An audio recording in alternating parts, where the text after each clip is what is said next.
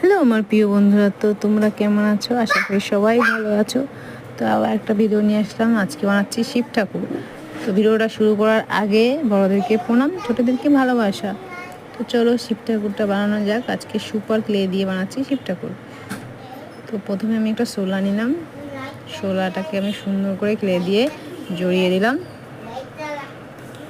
আর এই দেখো সুন্দর একটা হলুদ কাবার দিয়ে আমি পরিয়ে দিয়েছি ওনার বাঘের ছালটা।